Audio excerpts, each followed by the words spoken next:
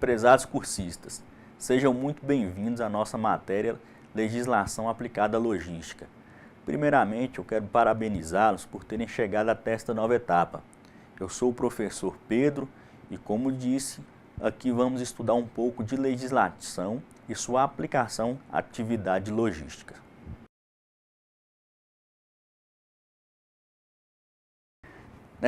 Nesse nosso primeiro encontro, nós vamos compreender a formação, a organização e o funcionamento do Estado.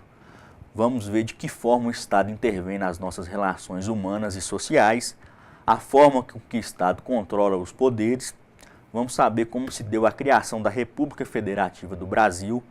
Vamos entender o processo de criação de leis através dos nossos representantes e também através das iniciativas populares. Vamos entender um pouco sobre o processo legislativo, que em resumo é a forma como as leis são criadas, federais no âmbito do Congresso Nacional, as estaduais pelas Assembleias Legislativas e as leis municipais nas câmaras de vereadores. E desta forma nós vamos compreender de forma abrangente como se dá o processo legislativo ordinário, que é a criação de leis ordinárias e um pouco das leis complementares que têm um rito especial. Pois bem, a formação do Estado nos remete à ideia de organização, ou seja, sua existência se justifica para organizar a convivência entre as pessoas. Definiu bem o sociólogo Max Weber ao dizer que o Estado é a estrutura social que detém o monopólio do uso legítimo da força.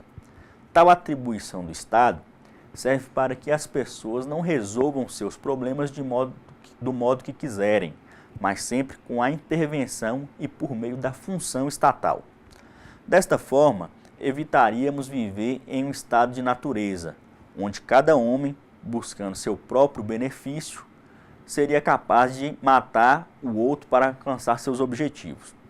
De modo a evitar que prevalecesse o estado de natureza, seria prudente que cada pessoa abrisse mão de parte de sua liberdade para se submeter às ordens do Estado. E estas ordens do Estado são expressadas através das leis. E este elemento é atribuído pelo escritor Jean-Jacques Rousseau como sendo o contrato social, onde a soberania é atribuída ao povo e estes regidos por leis. Assim nasce o conceito de Estado liberal, onde há uma clara separação entre o bem público e a propriedade privada, iniciando assim a primeira ideia de separação dos poderes. Em oposição ao Estado liberal, temos o Estado absolutista, onde o poder é concentrado nas mãos de uma única pessoa, que tinha atribuições de impor regramentos a todas as pessoas da sociedade. Assim, a concentração de todos os poderes do Estado nas mãos de uma única pessoa é desastrosa para aqueles que não concordam com as escolhas tomadas pelo detentor do poder. O Estado absolutista reinou por muito tempo na França. Se contrapondo também a esse Estado absolutista, o parlamento inglês implementou o Estado de Direito, ao elaborarem uma declaração de direito onde os então reis e rainhas se submetiam à autoridade do parlamento. Daí a nossa primeira ideia de representação popular.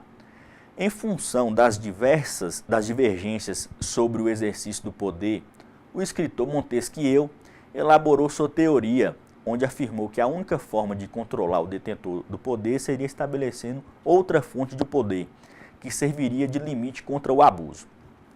Desta forma, criou a divisão dos poderes do Estado, que deveriam ser exercidos por pessoas distintas. Sendo assim, as funções e poderes do Estado foram divididas em poder legislativo, poder executivo e poder judiciário. O escritor Montesquieu influenciou bastante os ingleses, e esta influência ultrapassou as fronteiras da Inglaterra, chegando às suas colônias. Não foi diferente nas 3 ricas colônias inglesas na América do Norte. Tal influência teve como consequência, após superadas as guerras, a formação dos Estados Unidos da América. Com a formação deste novo Estados Unidos da América, foi necessária a formação de sistema político para organizar a vida em sociedade daquele Estado. Sendo assim, Os representantes das antigas 13 colônias e então Estados Unidos da América aprovaram uma Constituição. E mais uma vez, influenciados pelas ideias de Montesquieu, os representantes dos Estados Unidos buscaram organizar o Estado e dividiram o poder em 3 grupos distintos, sendo o poder executivo, que seria representado por um presidente, eleito pelo povo com mandato fixo, o poder legislativo, que seria bicameral, e isso significa que seria composto por 2 casas legislativas por influência do sistema inglês. E por fim, o poder judiciário, que seria composto por uma Corte Suprema, que faria com que os outros 2 poderes observassem e cumprissem as regras da Constituição. Com a criação da Constituição dos Estados Unidos, a mesma deveria ser ratificada pelos Estados-membros. Deste modo, membros do Estado de Nova York publicaram uma série de 85 artigos para explicar os pontos positivos da Constituição. Este conjunto de artigos ficou conhecido como o federalismo. Os federalistas defenderam que as estruturas do governo deveriam contemplar a possibilidade de qualquer pessoa governar para atender os interesses comuns. A ideia do federalismo era parecida com a defendida por Montesquieu, que os poderes deveriam ser limitados, ou seja, o poder freando o poder.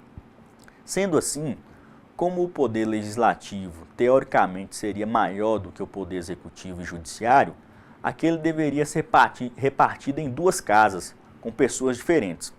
Desta forma, uma lei somente poderia ser criada se houvesse a aprovação de ambas as casas. Ainda baseado no sistema inglês, onde haviam 2 casas legislativas, sendo uma representada por lordes e outra por pessoas comuns, os Estados Unidos, aplicando o federalismo, criaram a Casa Legislativa, que representava o Estado, sendo denominada de Senado, e a Casa Legislativa denominada Câmara de Representantes, que representava o povo. Assim, a criação das leis deveria atender aos interesses do povo e também do Estado. No Brasil, a influência para a organização do Estado veio do modelo norte-americano, sendo implantado em 1889 o Estado Federal. Porém, no Brasil, o sistema ocorreu de forma invertida, pois como o Estado era centralizado na figura do imperador, este, ao proclamar a República, deu autonomia aos Estados, e estes passaram a ser independentes. A República Federativa do Brasil é formada pela união indissolúvel dos estados e municípios e também do Distrito Federal, que constitui Estado Democrático de Direito. Deste modo, de forma autônoma, a nossa federação é formada pela União, Estados, o Distrito Federal e os municípios, todos independentes entre si, e não há subordinação entre eles. Neste sentido, concluímos que nós brasileiros estamos sujeitos às 3 esferas de poder, sendo eles o federal, o estadual e o municipal. E cada um destes terão suas funções de Estado repartidas em executivo, legislativo e judiciário. Com esta autonomia federativa, podemos destacar que prefeitos, governadores e presidentes não têm subordinação entre si. A nossa Constituição da República afirma que são poderes da União, independentes e harmônicos entre si, o legislativo, o executivo e o judiciário. Isso significa que não há poder superior ao outro. Porém, caso necessário, um poder pode intervir para conter os abusos praticados pelo outro. Em resumo, podemos dizer que o poder executivo tem como função típica administrar e é exercido pelo presidente da República no âmbito federal, pelo governador no âmbito estadual e pelo prefeito no âmbito municipal. Já o poder legislativo tem 2 funções típicas, ou seja, fazer leis e fiscalizar o poder executivo. E no âmbito federal é exercido pelo Congresso Nacional, que é composto pelo Senado Federal, que são os representantes do Estado, e Câmara dos Deputados, que são os representantes do povo, pelas Assembleias Legislativas no âmbito estadual e pelas Câmaras de Vereadores no âmbito municipal. O Poder Judiciário tem como função típica julgar, aplicando as leis aos casos concretos que forem levados a julgamento, e é exercido por uma complexa rede de juízes e tribunais, sendo o seu órgão máximo o Supremo Tribunal Federal. Como vimos, para que o Estado organize sua sociedade, é necessária a criação de leis, que a população é submetida e deve respeitar. O processo legislativo, ou seja, o que cria as leis, tem suas peculiaridades próprias. Para a criação de uma lei, são necessárias grandes negociações entre a classe política e setores da sociedade. E estas podem esconder interesses escusos para beneficiar determinados grupos.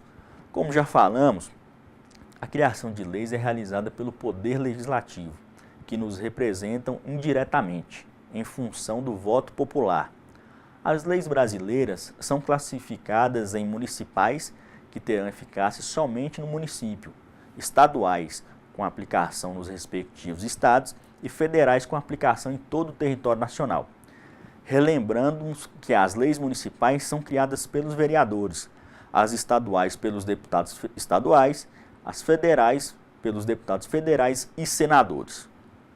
No âmbito federal, o nosso Congresso Nacional é composto por duas casas. A primeira é a Câmara dos Deputados, composta por 513 representantes, que são divididos por estado de acordo com sua população. A segunda casa é o Senado Federal, composta por 81 senadores, 3 por estado. Estas duas casas legislativas têm funções indispensáveis no processo legislativo, pois sempre haverá uma casa iniciadora dos processos legislativos e a outra casa revisora do processo. Os trabalhos dessas casas é o de discutir as matérias sobre os projetos de leis apresentados para a criação. Após a aprovação do projeto de lei, este é encaminhado para que o presidente da República realize a sanção ou veto, promulgue e publique a lei. E após este ato, passa a ter validade para a população. Como dissemos anteriormente, a criação de leis é realizada pelos nossos representantes eleitos, mas a nossa Constituição possui 3 institutos que expressam a manifestação direta da população para a criação de leis, sem que haja a representação pelos nossos representantes. Trata-se, primeiro, do referendo, do plebiscito e a iniciativa popular. O referendo é uma consulta à população, onde a mesma se manifesta se é a favor ou contra determinado projeto de lei. Já o plebiscito, a população é consultada previamente à existência de determinado projeto de lei. E, por fim, na iniciativa popular, a população se reúne através das assinaturas de pelo menos 1% dos eleitores brasileiros, dividido entre 5 estados, para apresentar proposta de lei. Bem, cursistas, chegamos ao final da nossa primeira aula e aqui podemos entender um pouco sobre a organização do nosso estado. Espero que tenham gostado do nosso encontro. Um grande abraço a todos e nos vemos na próxima aula.